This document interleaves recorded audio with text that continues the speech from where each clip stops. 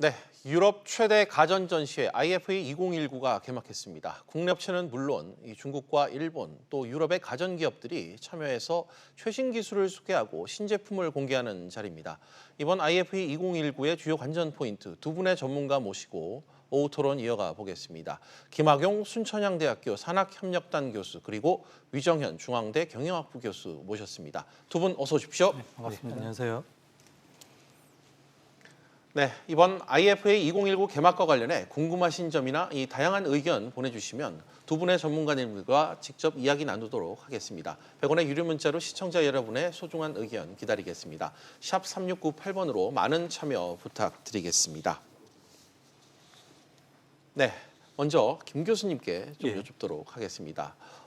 IFA, 이 이파란 게 어떤 전시회인지 모르는 사람들도 지금 제법 저도 그렇고 좀 있습니다. CES나 MWC 등과 같이 이 세계 3대 가전 전시회로 지금 불리고 있는데 각각 어떤 특징이 있는지 먼저 좀 짚어주시죠. 예, 그 이파라는 것은 유럽 지역을 중심으로 한 세계 가전 전시회라고 이렇게 이해를 하시면 될 것 같고요. 네. 1924년부터 시작이 됐고 가장 역사가 긴 그 가전 전시회라고 보시면 되겠습니다. 보통 연초에 CES에서 그 가전 전시회가 한번 열리고요. 그다음에 2월 한 말 정도, 3월 초 정도에 그 스페인의 바르셀로나에서 그 MWC라고 해서 모바일 월드 컨그레스라는 전시회가 열리는데 보통 CES는 가전 쪽에서 시작을 해서 최근에는 뭐 IoT나 뭐 5G 이동통신이나 자동차나 로봇까지 이렇게 분야를 확대하고 있고요. 그다음에 MWC 같은 경우는 주로 이제 모바일 쪽, 그다음에 모바일 장비, 또 관련된 서비스 쪽. 이제 최근에는 모바일이 이제 자율주행차나 그 전기차 쪽에 사용되다 보니까 자동차 분야까지 확대되고 있는 상황이고요. 이 이파 같은 경우는 이제 주로 스마트 홈 쪽, 가전 쪽에 좀 포커싱이 좀 많이 맞춰주는 그런 전시회라고 보시면 될 것 같습니다. 예, 뭐 지금 세계 3대 IT 가전 전시회 주요 내용이 좀 나오고 있습니다. 김 교수님, 그러니까 이 IT나 이 가전, 테크 분야 등이 이제 어떻게 흘러가고 있는지 한 해 트렌드를 좀 읽어볼 수 있는 이런 행사 자리다 이렇게 이해하면 될까요? 예, 그렇게 보시면 될 것 같고요. 특히 이제 CS 같은 경우는 연초에 열리다 보니까 보통 올해 그 한 해의 어떤 IT의 트렌드나 어떤 전망을 이제 제시하는 그런 행사로서 좀 자리매김을 하고 있고요. 그다음에 이파 같은 경우는 이제 한 9월 초 정도에 열리다 보니까 CES에서 제시된 그런 개념이나 어떤 트렌드가 제대로 좀 진행되고 있는지 그걸 확인하는 그런 행사로서 좀 이제 특징을 지을 수 있을 것 같습니다. 알겠습니다. 자연스럽게 이와 관련된 기업이라면 그 최적의 홍보 무대가 될 것 같다 이런 생각이 좀 들고 있습니다. 그런데 위 교수님, 그간 이 IFA가 이파가 그 CES나 MWC에 좀 밀려서 화제나 관심도 면에서 좀 상대적으로 주목을 덜 받는 것 같다 이런 느낌도 드는데 올해는 좀 관심을 끌 만한 좀 이슈들이 있을까요? 그러니까 기업 입장, 세계의 또 글로벌 기업의 입장에서 바라볼 때 세계의 이제 이파나 CES, MWC 세 개의 화제가 될 만한 제품을 출시하기는 거의 불가능합니다. 그래요? 결국에는 선택을 해야 되는 거죠. 그러니까 예를 들면 모바일 같은 경우는 아무래도 뭐 이제 MWC에 집중을 해서 출시를 하게 되는 거고, 가전이라든지 이제 최근에 이제 IT 전반적인 어떤 인공지능 이런 것은 CES에 집중적으로 출품을 하는 이런 특성들을 좀 가지고 있습니다. 그런 점에서 이파가 좀 불리한 상황이 좀 되고는 있고요. 또 하나는 이파가 결국에는 유럽을 기반으로 하기 때문에 유럽의 산업에 즉 가전 산업의 쇠퇴하고 맞물려 있습니다. 최근에 이번에 이제 그걸 커버했던 게 이제 중국 업체가 거의 이제 부스의 절반, 참여 숫자의 절반을 차지하고 있는데 중국 업체가 좀 커버하고 있습니다만 이제 그런 어떤 유럽 자체의 한계 이런 게 좀 있는 것 같은데요. 올해 이제 그럼에도 불구하고 몇 가지 이제 키워드들을 보게 되면 이제 8K. 그래서 이번에 이제 LG전자가 이제 88인치의 OLED TV를 출품하지 않았습니까? 그래서 세계 최대 규모라고 그래서 화제가 좀 되고 있고요. 그다음에 5G. 5G는 한국이 주도하고 있는 세계 시장을 좀 주도하고 있는 셈입니다만 5G에 대한 어떤 장비 또는 뭐 폰 이런 것들에 대한 것. 또 하나 이번에 이제 또 주요한 어떤 이슈가 되는 게 이제 스마트 홈. 과거에는 단순히 IoT 차원에서 스마트홈을 이제 했습니다만 이제 IoT를 넘어서는 이제 이번에 이제 또 인공지능 기반의 어떤 그 가전들이 많이 등장하고 있기 때문에 스마트홈 이런 것들이 중요한 어떤 관전 포인트가 될 것 같습니다. 알겠습니다. 뭐 여러 가지 항목들을 좀 지적을 해주셨습니다. 김 교수님께서는 이번 이파 2019 주요 관전 포인트 어떻게 좀 판단하고 계세요? 예, 뭐 저 위 교수님께서 뭐 여러 가지 좋은 예. 주요한 부분을 다 말씀을 해주셨는데 저도 사실 여러 가지가 있겠지만 저는 이제 스마트홈 쪽에 좀 스마트홈이요? 집중을 하고 있습니다. 예, 네. 물론 아까 5G 같은 경우도 이제 제품도 전시가 되고 그러긴 했지만 아무래도 얘는 모바일 그 월드 컨그레스 쪽에 좀 성격이 강하고요. 네. 그리고 이제 CES 같은 경우는 다양한 제품들이 소개가 되다 보니까 어떤 그 홈 쪽에 대한 트렌드를 제시를 하기가 좀 상당히 좀 어렵거든요. 예. 그런데 이제 이 이파 같은 데는 가전에 특화된 전시회다 보니까 뭐 삼성전자나 LG전자를 포함해서 이제 유럽의 뭐 밀레라든지 그런 이제 지멘스라든지 예. 그 가전 기업들이 좀 유명한 기업들이 좀 많이 있거든요. 네네. 그런 기업들이 이제 스마트 홈에 이제 모습을 좀 많이 제시를 하고 있는데 기존까지는 그냥 단순하게 원격에서 뭐 스위치를 껐다 켰다 하는 단편적인 기능을 제시를 했다라면 네. 이제는 좀 더 인공지능과 결합이 돼서 좀 이제 고차원적인 기능을 제공한다든지 아니면 이제 서비스와 연결이 돼가지고 서비스를 제공하는 뭐 그런 좀 차별화된 그런 모습이 좀 보이는 것 같습니다. 알겠습니다. 유 교수님, 올해 또 이파에서는 중국의 화웨이가 개막 기조연설을 맡았다고 들었습니다. 이 부분을 가지고 나름의 좀 의미를 부여할 수 있을까요? 이거 상당한 의미가 있는 거죠. 예. 그래서 뭐 아시다시피 지금 저 글로벌리 그 미국이 화웨이를 견제하고 있고 네. 전 세계적으로 이제 화웨이 특히 이제 뭐 통신 장비 이런 측면에서 화웨이를 이제 견제하고 있습니다만 이제 그 틈을 이제 그런 어떤 미국의 견제에 이제 고분고분 따르지 않는 게 또 유럽의 국가들이고, 예. 그래서 이제 중국의 입장에서 볼 때는 어떤 미국의 그런 봉쇄망을 뚫을 수 있는 아주 절호의 어떤 파트너로서 유럽을 이제 보고 있는 것 같습니다. 그래서 이번에 이제 특히 중국의 화웨이가 처음 이제 개막 기조연설을 맡았는데요. 예. 이런 점에서 볼 때는 화웨이가 이번에 그러니까 이파에 대한 대단한 공을 들였다. 그러니까 미국 기업을 CES는 반대로 이번에 중국 기업이 대거 불참했는데 비자도 뭐 받기 어려웠다 뭐 이런 이야기도 이제 나오지 네. 않습니까? 이제 그런 점에서 볼 때 화웨이가 미국 대신에 유럽을 이제 전략적인 어떤 파트너로 보고 대단히 이제 힘을 좀 정성을 쏟았다. 심혈을 기울여서 이번 이제 기조 연설까지 맡게 되었다. 그래서 화웨이가 기조 연설하는 건 그렇게 쉬운 일은 아닙니다. 본인들도 그렇고 그런 이제 기조 연설 받는 쪽도 대단히 이제 여러 가지로 많은 계산을 하기 때문에 그런 점에서 상당히 어떤 의미 있는 중요한 변화로 볼 수 있습니다. 알겠습니다. 중국의 화웨이의 기조연설 상당히 눈여겨볼 수 있는 그런 개막 기조연설이었다는 지적을 해주셨습니다. 김 교수님, 행사에 이 참가하는 기업 수도 지금 중국 기업 수가 압도적인 그런 느낌을 지금 주고 있는데 예. 전체 참가 업체의 절반 수준이다 뭐 이런 얘기도 있더라고요. 예, 뭐 아까 리포트에서도 잠깐 나왔는데요. 네. 전체 한 1,800여 개 참여 기업 중에서 한 880개, 한 48% 정도의 예. 비중을 차지하는 것 같고요. 이제 놀라운 거는 올해 이제 CES 아까 위 교수님께서도 말씀하셨는데 CES 2019에는 한 1,200개의 기업 정도가 참여를 했었습니다. 예. 숫자적으로는 더 많지만 작년에 1,500개에서 20% 정도 줄어든 1,200개 정도가 되는 거거든요. 예. 반면에 이제 올해 같은 경우는 이파 같은 경우는 작년에 한 700개 참여했다가 이번에 거의 900개 가까이 참여했기 네. 때문에 굉장히 많이 참여했다라고 볼 수가 있는 거고요. 참여 기업이 많다는 것 자체가 그만큼 다양한 기업들이 참여했다라고 볼 수가 있을 것 같습니다. 아까 말씀드렸던 뭐 스마트 홈부터 화웨이의 이제 5G 스마트폰하고 네트워크 장비 쪽도 예. 있고요. 그리고 이제 기타 다양한 뭐 이제 홈 서비스 쪽 기업들도 좀 많이 등장한 것 같습니다. 알겠습니다. 샤오미나 뭐 다수의 벤처 기업들도 많이 참가했다는 그런 소식도 추가로 전해주셨습니다. 유 교수님, 사실 중국이 미국과의 무역 분쟁으로 껄끄러운 지금 관계잖아요. 때문에 올 초 열린 CES보다 이 이파에 더 집중할 것이다. 이런 전망이 많았는데 역시 그런 이유가 좀 반영된 거죠. 네, 방금 그 부분 김 교수님께서 아주 적절하게 잘 숫자로 정리해 주신 것 같습니다. 참여 기업으로 정리해 주셨기 때문에 보면 지금 이제 중국에 특히 이제 화웨이를 중심으로 해서 중국 기업 전반을 지금 특히 그리고 IT하고 IT 기업을 미국이 견제하고 있거든요. 예. 그러니까 특허 등등에 대한 것도 이제 결국 패권 경쟁, IT 패권 경쟁의 양상을 띠고 있기 때문에 미국이 이제 중국 기업을 뭐 집중적으로 좀 견제를 하고 있습니다. 그렇기 때문에 중국의 입장에서는 이제 CES보다는 이파에 집중할 거다, 이파에 집중할 거다 이런 어떤 전망 그대로 지금 양상이 펼쳐지고 있고요. 그런데 이번 같은 경우 보면 특히 단지 그동안에 중국의 어떤 IT나 가전 쪽이 중저가에 집중했던 특성들이 있었는데 그걸 이미 뛰어넘고 있다는 겁니다. 예. 그런 점에서 이번에 우리 한국 기업이 한 90개가 좀 안 되는 기업이 참가했습니다만 한국으로는 대단히 지금 위기 상황이라고 볼 수도 있습니다. 일단 삼성과 LG 두 개의 어떤 두 톱만이 좀 보이고 나머지가 잘 안 보이는 상황인데 중국은 이미 숫자로도 그렇고 질적으로도 예를 들어서 5G라든지 뭐 8K TV 이런 것까지 지금 이번에 선보이고 있기 때문에 향후 이제 프리미엄 시장에서도 한국을 뛰어넘겠다는 강력한 의지를 보이고 있었기 때문에 우리 입장에서는 긴장하고 준비해야 되는 상황이긴 합니다. 알겠습니다.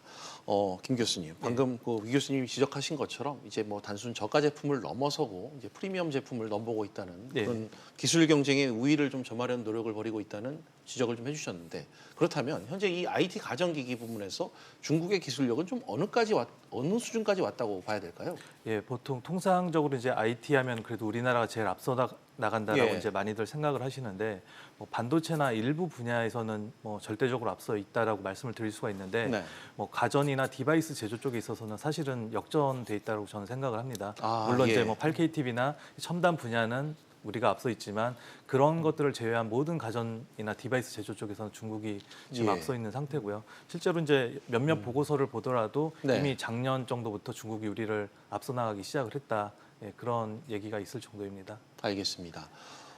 그럼 이번 이 이파 2019 무대가 그 중국이 유럽 시장에 파고들 수 있는 교두보가 될 수 있을지, 이 부분이 좀 관심사인데, 위 교수님, 이 부분 좀 어떻게 판단하십니까? 충분히 그 교두보가 될 수 있다고 생각을 합니다. 왜냐하면 유럽 시장은 단지 이제 유럽 시장이라는 어떤 한계를 넘어서서 이제 동유럽과 러시아를 커버할 수 있는 이런 어떤 시장이기도 하고요. 또 하나 이제 중요한 시장이 남미하고 중동을 들어가는 통로이기도 합니다. 그래서 오히려 이제 유럽을 기반으로 해서 이제 중동을 들어가기는 대단히 쉽고요. 또는 유럽이 가지고 있는 예를 들면 특성 자체가 예를 들면 뭐 스페인이나 포르투갈 뭐 이런 데가 그렇습니다만 남미 국가들하고 대단히 긴밀한 관계를 좀 가지고 있고 그리고 이제 시장 자체도 영향을 서로 주고받는 관계이기 때문에, 그렇다면 특히 가전에 있어서, 그리고 상대적으로 이제 중국보다 방금 김 교수님 아주 적절하게 말씀하셨습니다만 중국이 이미 글로벌적인 경쟁력을 가지고 있기 때문에 정말 가격 대비 성능을 비교해 보면 유럽의 가전업체들이 과연 예전에 필립스는 과거에 이제 예전에 필립스인 거죠.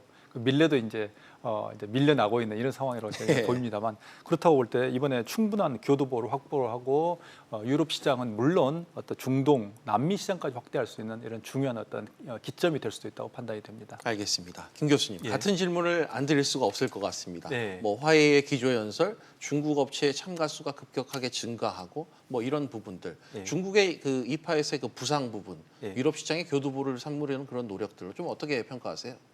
예, 지금 뭐 아까 이제 사실 좀 반복적인 얘기가 될 수가 있는데 결국은 이제 미국 시장 쪽에 대한 어떤 시장 축소를 찾기 위한 어떤 대안적인 측면에서 이제 유럽 시장이나 아니면 이제 뭐 중남미 쪽이나 심지어 이제 그 동남아시아 쪽도 사실은 타깃으로 하고 있다라고 볼 수가 있을 것 같습니다. 알겠습니다.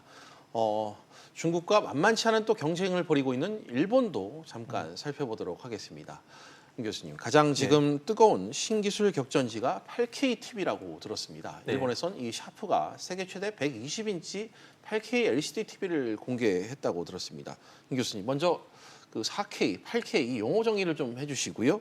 이런 기술 경쟁을 좀 어떻게 평가하시는지도 한 말씀 덧붙여 주시기 바랍니다. 일단 이제 4K TV를 보시는 분들이 지금 어느 정도 되실지는 잘 모르겠는데 아마 FHD라는 얘기는 많이 들어보셨을 것 같습니다. 뭐 노트북 모니터도 FHD가 있고, 그런데 걔보다 한 4배 정도 해상도가 좋은 게 이제 4K, 4K라고 보시면 되겠고요.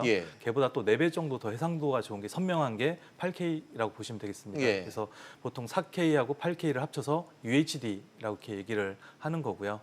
작년까지는 거의 이제 4K UHD가 일반적인 트렌드였고 8K UHD가 처음 이제 제품이 이제 전시가 되는 상황이었는데 올해부터 이제 본격적으로 8K UHD TV가 이제 대량으로 이제 모습을 드러내는 그런 상황이 됐고요.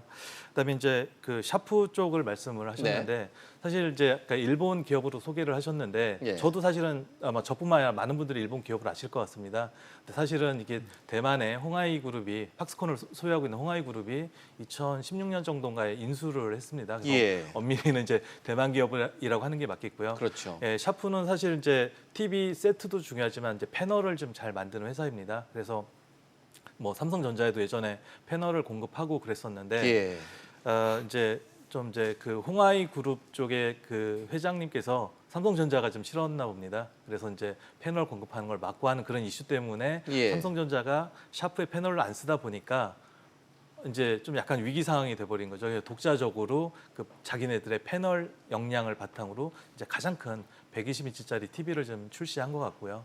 주목할 만한 거는 그거 외에도 최근에 이번에 그 이제 5G 기술하고 이제 그 8K TV를 같이 결합을 시켰더라고요. 예. 보통 해상도가 좋다, 선명하다라는 것은 그 방송 신호를 보낼 때 그만큼 많은 데이터를 보내야 된다는 것을 의미하기 때문에 예. 5G 기술하고 이제 잘 맞는다라고 생각을 할 수가 있습니다. 그리고 이제 케이블링도 없앨 수가 있다는 그런 메리트도 있고요. 그래서 그런 측면에서 좀 하나의 어떤 TV의 변화되는 모습을 좀 제시한 게 아닐까, 그렇게 이해할 수 있을 것 같습니다. 알겠습니다. 이 교수님, 물론 이 8K TV 시장에서의 투톱은 바로 우리 국가대표 가전기업인 삼성과 LG입니다. 이 교수님, 둘 중 어느 곳의 입지가 좀 더 강합니까? 기술적으로 어디가 우위라고 말하기는 어려운 것 같습니다. 네. 그리고 그걸 말하는 것은 기술자들의 사실은 자존심에 상처를 줄 수 있는 그런 그렇죠. 이야기인데요. 예를 들면 이런 게 있죠. 최근에 이제 LG가 화질 선명도를 측정하는 어떤 기준들이 몇 가지가 있습니다만, 뭐 삼성은 자기 이제 자사 제품은 90%인데 삼성은 50%도 안 된다라고 보도자를 내 가지고 한번 삼성이 발끈한 적이 있었는데, 네. 전체적인 이제 글로벌 시장을 보면 올해 2분기를 보면 삼성이 대략 이제 시장 점유율 19.4%, LG가 12.4%. 그래서 말씀하신 대로 아직 이제 글로벌 시장에서의 전체 시장 점유율은 삼성이 이제 더 큽니다. 예. 그런 점에서 삼성의 입지가 더 강하다라고 이제 시장 점유율 차원에서는 말할 수는 있을 것 같습니다. 알겠습니다.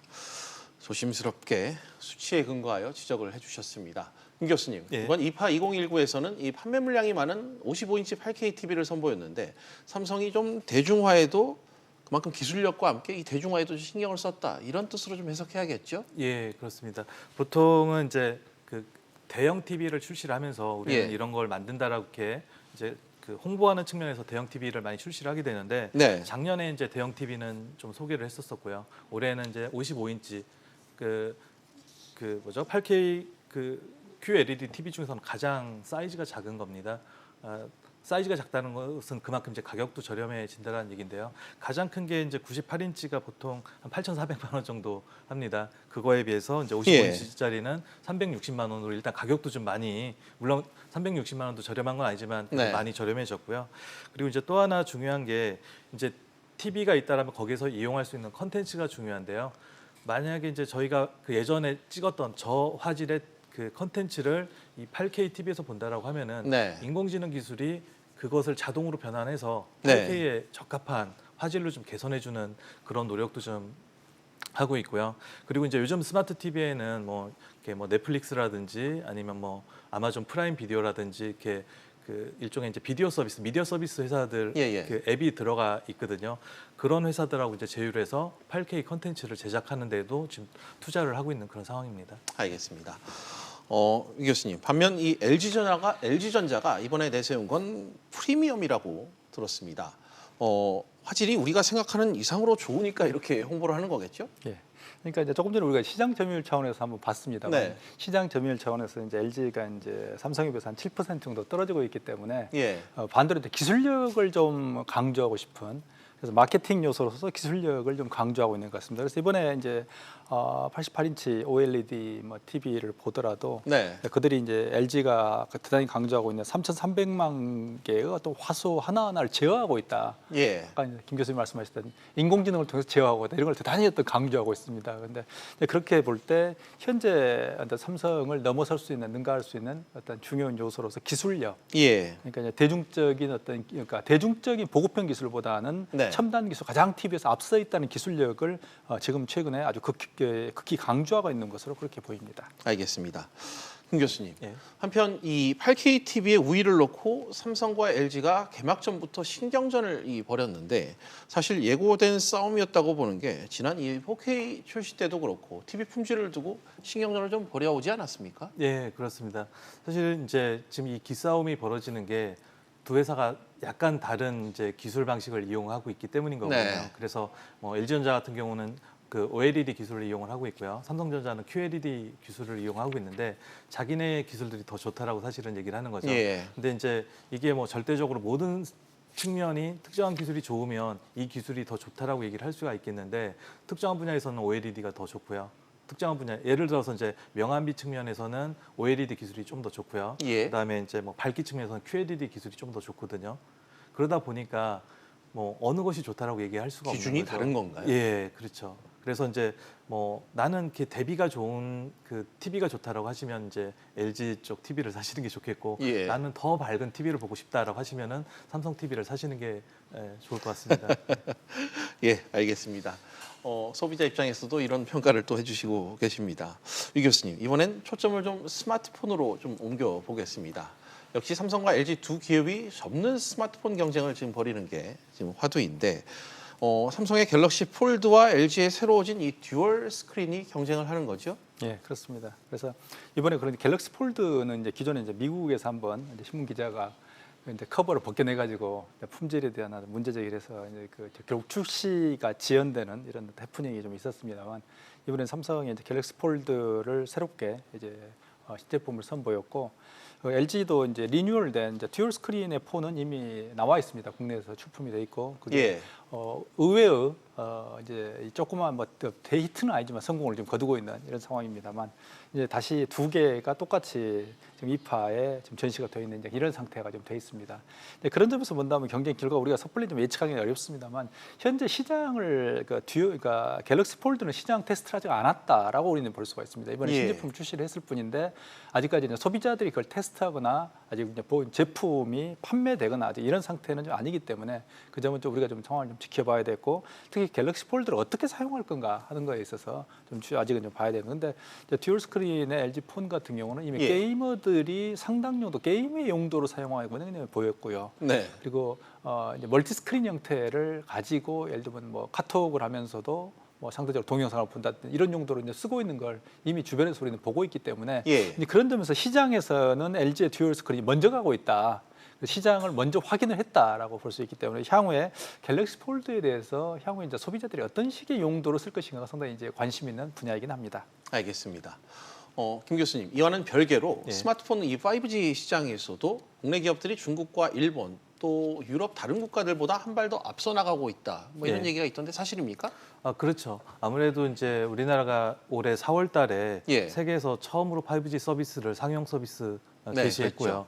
그렇죠. 그러다 보니까 이제 그 서비스에 맞춰서 필요한 5G 단말을 이제 제공을 해야 되는데 삼성전자가 가장 먼저 제공을 했고요. 그 다음에 이제 며칠 지나서 LG전자가 제공을 한 상태고요.